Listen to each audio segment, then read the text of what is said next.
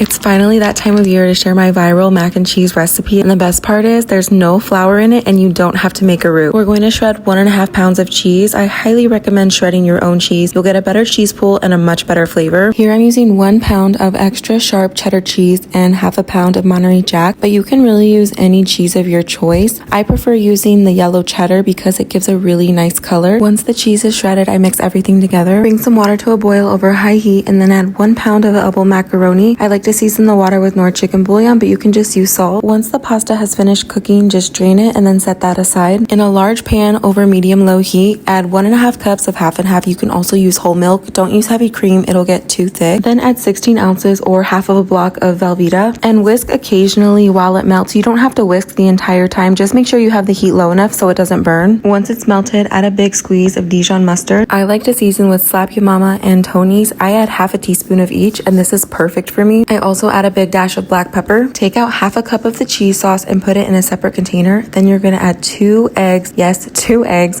and you're gonna whisk until the mixture is super runny. You don't wanna add the eggs directly to the pan or they can become scrambled. Once the mixture is really nice and runny, you can go ahead and add it back into the cheese sauce. Just whisk it in slowly over low heat. Now we're going to add 3 cups of the shredded cheese. Stir over low heat until everything is completely melted and incorporated. The mixture should be completely smooth before you add the pasta. I like to add the pasta in batches, so I'll typically add 1/2 of the noodles, mix it up, then add the other half. It just makes it a little bit easier and less messy. If you wanted to, you could totally stop here and serve your mac and cheese like this. You don't have to bake it, but I love that crispy cheese topping, so I always throw it in the oven. Spread half of the mac and cheese into a baking dish and then sprinkle 1 cup of the shredded cheese over it. I like to add just a dash of the seasonings we used earlier. Add the remaining mac and cheese on top, then take the rest of the shredded cheese that's left, sprinkle it generously with some paprika, toss it together, and spread it on top of the mac and cheese. Bake at 375 until golden and bubbly. You can also put it under the broiler to get it extra crispy.